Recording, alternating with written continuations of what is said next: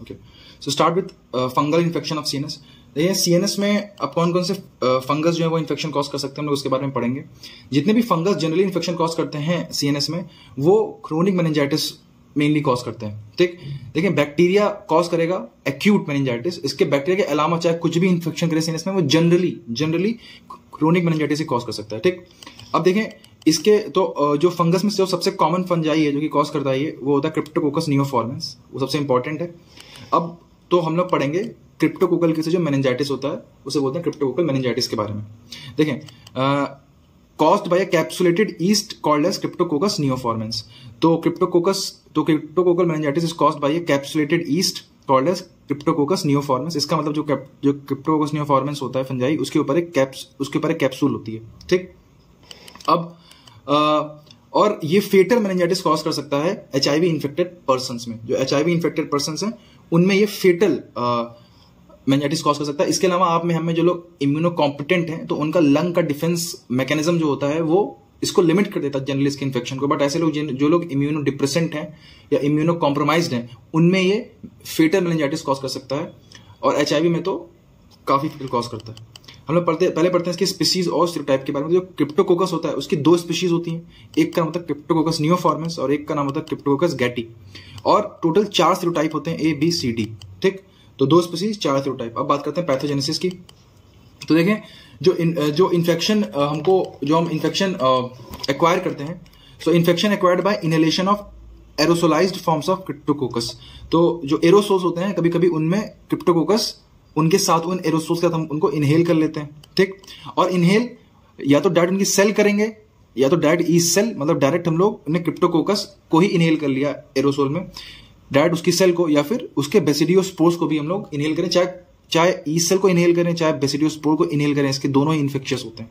ठीक, अब देखो इम्यूनो कॉम्पिटेंट पर्सन जो होते हैं मैंने कहा था उनमें लंग का defence mechanism usually limit the infection, but जो इम्यूनो सप्रेसेंट लोग होते हैं उनमें पल्मोनरी इन्फेक्शन होगा, पहले ये एरोसोल के साथ जाएंगे लंग्स में, फिर लंग्स में इन्फेक्शन कॉज करने के बाद ये ब्लड के थ्रू फैलेंगे हम लोग की पूरी बॉडी में, डिसेमिनेशन थ्रू ब्लड, इसका मतलब ब्लड के थ्रू ये फैलेंगे। ठीक, अब आगे क्या होता है समझो।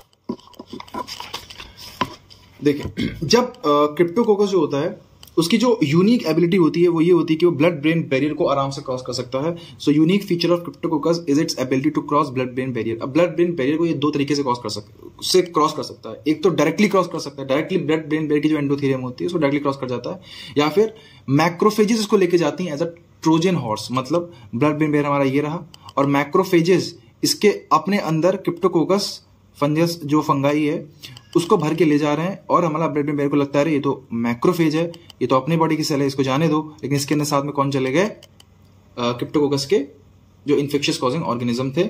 सो इसी को बोलते हैं ट्रोजन हॉर्स। ट्रोजन हॉर्स की कहानी आपने सुनी ही होगी ट्रॉय पिक्चर में। खैर अब बात करते हैं विरुलेंस फैक्टर, कौन कौन सी चीजें जो क्रिप्टोकोकस को खतरनाक बनाती है। सबसे पहला पॉलीसेकेराइड कैप्सूल। देखिए जो पॉलीसेकेराइड कैप्सूल होती है, ठीक है, चाहे वो बैक्टीरिया के ऊपर हो चाहे वो फंगस के ऊपर हो, वो उस बैक्टीरिया या उस फंगस या उस ऑर्गेनिज्म को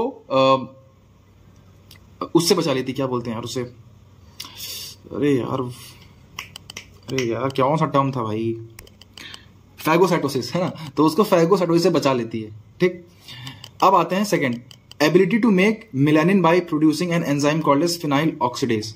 ठीक, ये कोई विरुलेंस फैक्टर तो नहीं है, खैर मतलब एक एंजाइम इनके अंदर होता है फिनाइल ऑक्सीडेज, वो मेलानिन का प्रोडक्शन कर देता। तो ये एक हम लोग इसकी हेल्प से इसका डायग्नोसिस कर सकते हैं। अब विरुलेंस फैक्टर में क्यों दिया है पता नहीं कि मतलब ये खतरनाक कैसे। खैर इसके अलावा production of enzyme like phospholipase and urease, ये कुछ एंजाइम जैसे कि फॉस्फोलाइपेज और यूरिएज को कैरी करते हैं जो कि डैमेज करते हैं हम लोग की बॉडी में सेल्स को। ठीक, फॉस्फोलाइपेज क्या करेगा, सेल्स को डैमेज करेगा, जो उनकी वो होगी सेल मेम्ब्रेन जिसमें फॉस्फोलिपिड होगा उसको डैमेज करेगा, और यूरिएज जो होगा वो CO2 का प्रोडक्शन बॉडी में बढ़ा देगा और अमोनिया का भी।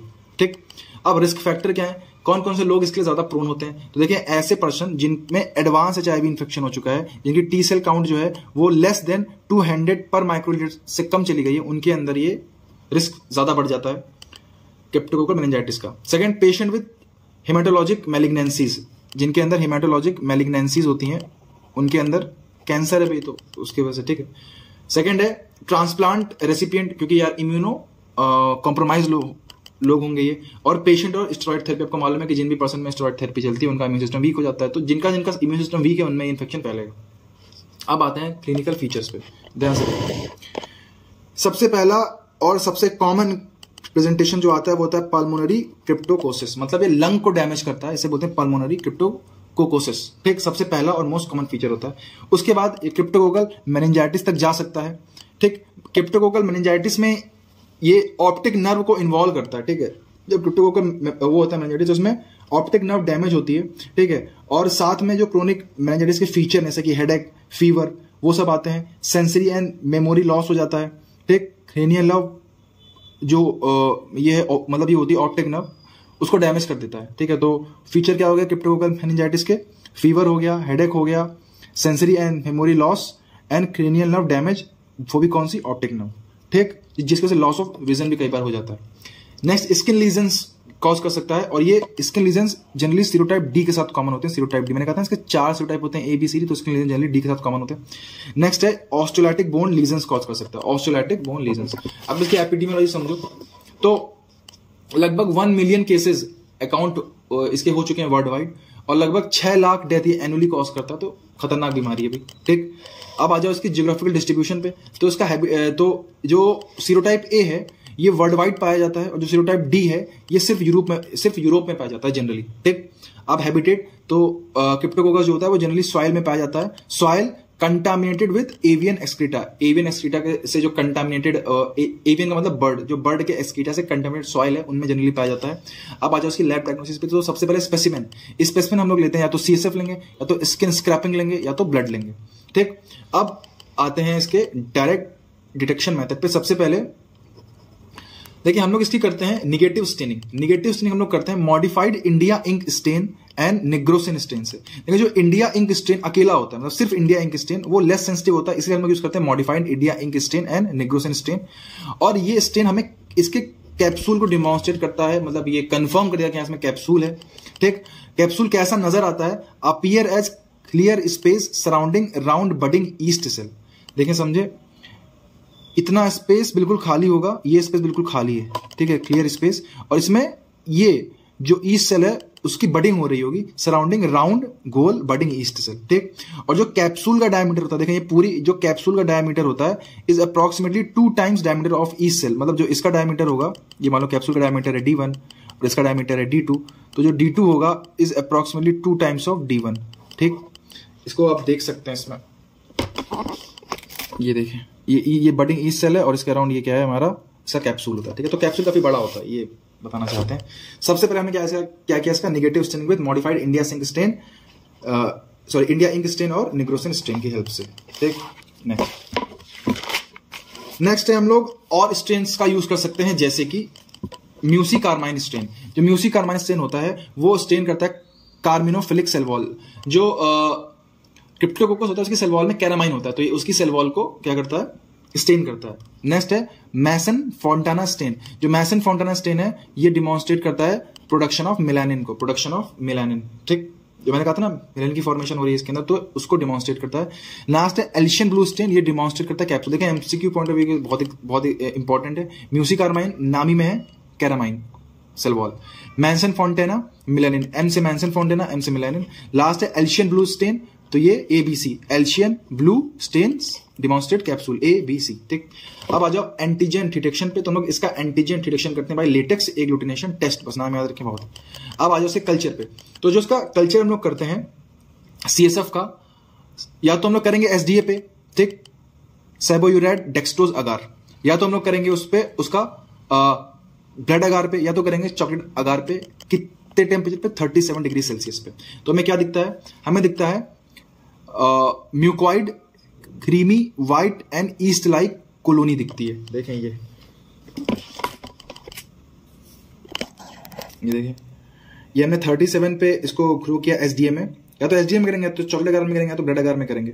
ठीक, shows creamy white mucoid colony, ये देखें क्रीमी व्हाइट म्यूकॉइड कॉलोनी हमें डिमॉन्स्ट्रेट होती है। ठीक, नेक्स्ट जो ब्लड का कल्चर है, ब्लड का कल्चर वो हम लोग करेंगे बाइफेजिक ब्लड कल्चर बॉटल में। ब्लड का कल्चर हम लोग करते हैं बाइफेजिक ब्लड कल्चर बॉटल में। ठीक, अब आते हैं confirmation of streptococcal species made by. देखिए अब हमने लैब डायग्नोसिस तो कर ली, अब उसको कंफर्मेशन के लिए कुछ चीजें और करते हैं, जैसे कि कैप्सूल। जैसे हमने अभी कैप्सूल की जानकारी ली कि हाँ कैप्सूल में मिल गया, लेकिन अब कैप्सूल तो बहुत सारी चीजों में होता है, तो हम कंफर्म कैसे करेंगे कि ये कैप्सूल जो है ये इसी का है, क्रिप्टोकोकस का ये।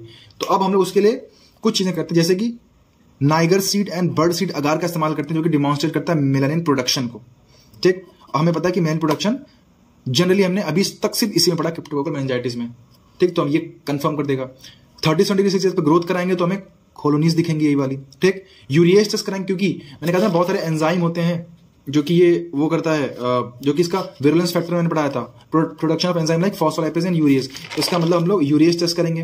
ठीक, फिर ऑटोमेटेड आइडेंटिफिकेशन सिस्टम जैसे कि माल्टीडॉफ, इनका इस्तेमाल करेंगे। ऑटोमेटेड आइडेंटिफिकेशन सिस्टम लाइक माल्टीडॉफ, इनका इस्तेमाल करेंगे। फिफ्थ है माउस पैथोजेनिसिटी टेस्ट। माउस है, माउथ नहीं पे, माउस चूहा, माउस पैथोजेनिसिटी टेस्ट। ठीक, इसको हम लोग माउस के अंदर इंजेक्ट करते हैं और फिर उसके अंदर पैथोजन का डिटेक्शन करते हैं कुछ अलग मेथड से। नेक्स्ट है assimilation of inositol and nitrate. जब क्रिप्टोकोकल ग्रो करता है तो इनोसिटॉल और नाइट्रेट को एसिमुलेट करता है, तो हम लोग इनको देखेंगे कि इनकी मात्रा है कि नहीं उस पर्टिकुलर कॉलोनी में। अगर है तो हम जाने कि हाँ ये क्रिप्टोकोकस का ही इन्फेक्शन है। अब आ जाओ ट्रीटमेंट पे। देखो ट्रीटमेंट, अगर क्रिप्टोकोकस का इन्फेक्शन है, सीएनएस इन्वॉल्व नहीं हुआ है, अब तक सिर्फ लंग्स में इन्फेक्शन फैला है बस, सीएनएस इन्वॉल्व नहीं हुआ है, तो fluconazole is drug of choice. But जो एचआईवी से इन्फेक्टेड पेशेंट होते हैं उनमें सीएनएस इन्वॉल्व हो चुका होता है, तो उसमें हम लोग क्या करते हैं, उसमें हम लोग एम्फोटेरेसिन बी के साथ चलाते हैं फ्लूसाइटोसिन और एम्फोटेरेसिन बी साथ में, मतलब इन दोनों को चलाएंगे। इसके साथ में हम लोग उसको ओरल फ्लूकोनाजोल भी देते हैं। कब तक देते हैं, जब तक कि उसका CD4 काउंट जो है वो ग्रेटर देन 200 पर माइक्रोलीटर लगातार 6 महीनों तक नहीं रहता, तब तक। ठीक, so this was all about cryptococcal meningitis. Thank you.